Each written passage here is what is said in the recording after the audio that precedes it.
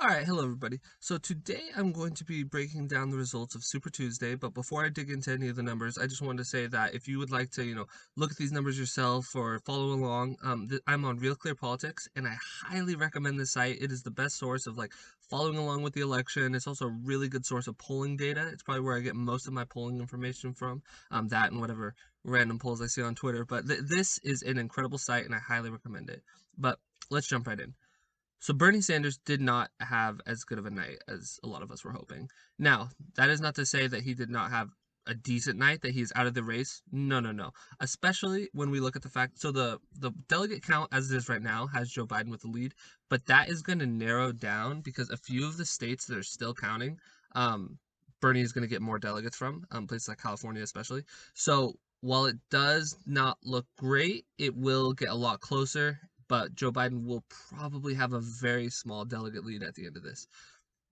Very small. It's going to be really tight. Whoever's in the lead, it's going to be so tight that it essentially a tie. But so what happened? Well, I would say that Bernie Sanders basically had what I would called the worst case scenario. Like every state that was kind of a toss up went to Biden. Every state that it was close whether or not he would win, he did not win. Um, and so what were some of the biggest losses of the night? Texas, from a marketing standpoint, was a pretty big loss. Now, in terms of actual numbers, um, they are going to get pretty close to the same amount of delegates, but just from being able to, just because delegates are apportioned based on proportional, like how you do proportionately. So if you win by a really big amount, that's actually really significant. Um, so Texas, from a marketing standpoint, was a bit of a big loss. But overall, it didn't hurt Bernie that much in terms of the delegates, just because Joe Biden will only get a slight lead from there. But then the other big losses of the night were Minnesota, and I think that Amy Klobuchar's endorsement almost definitely played a role there, if we look at the numbers.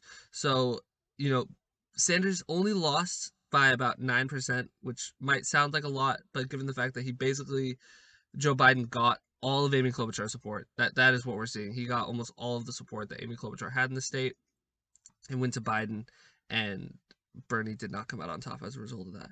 Where was another state that Bernie really we thought he was going to do a lot better, but he ended up not doing super good? Massachusetts, a fairly sizable amount of delegates. So one of the really interesting things about this is Elizabeth Warren got third in this state. This is her home state, and she got third.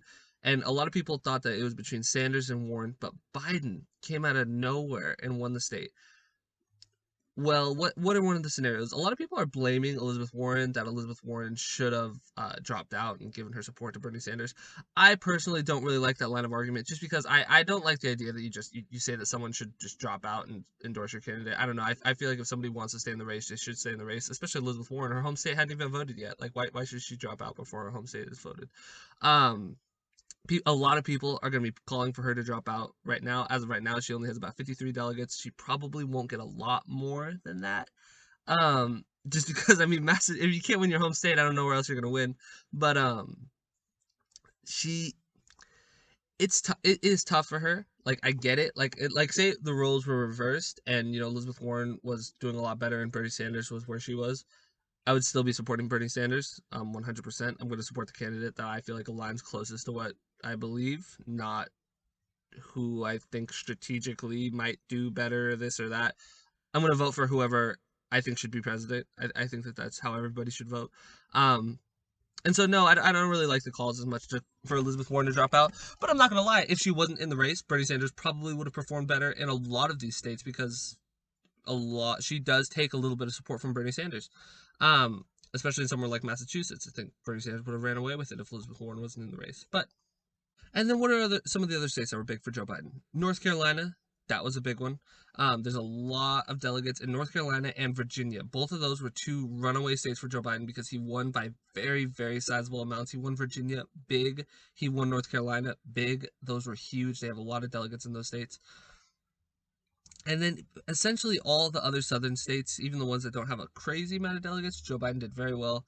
Oklahoma, Arkansas, Tennessee, Alabama. Sorry if it's being all weird right now. I don't know why it's doing that.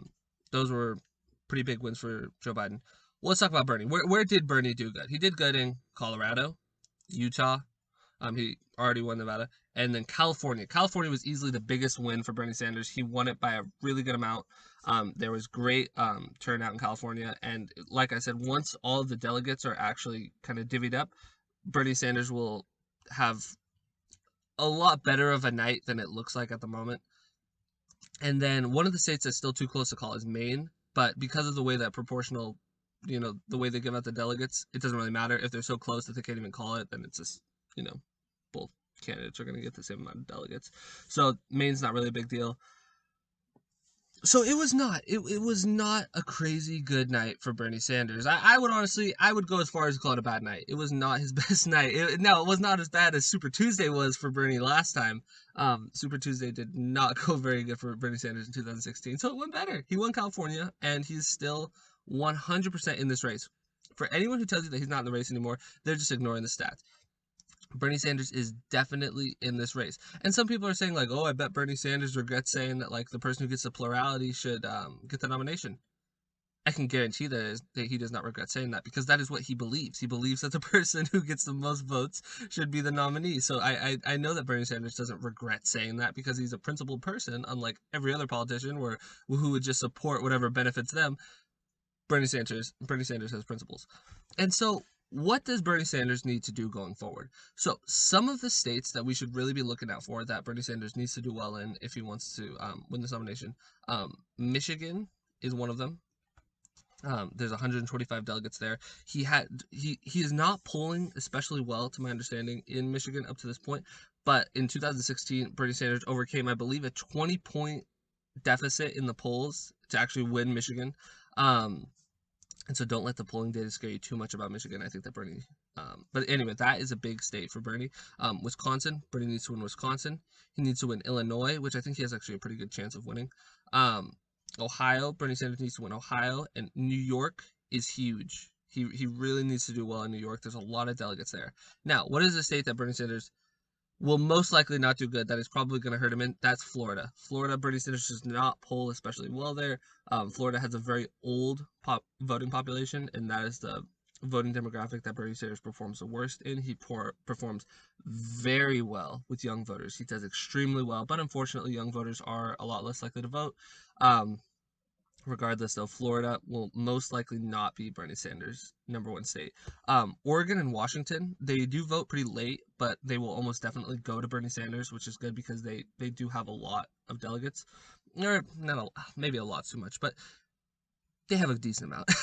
It'll probably go to Bernie Sanders either way, so those are good. But the states that he needs to win: Michigan, Wisconsin, Ohio, Illinois, and New York. Those 5 states are huge if he wants to stay in this race.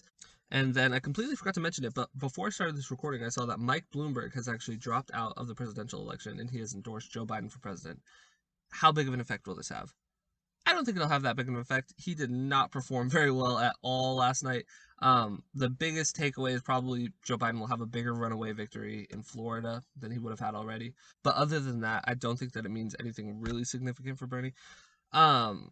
And so, yeah, those are some of the results from Super Tuesday. Like I said, let's not get down on ourselves, though. Bernie Sanders is still very much in this race, and we have a long way to go. Anyway, if you enjoyed this video, make sure to like and subscribe. If you disagreed with anything I said, please leave a comment below, and have a great day. Thank you.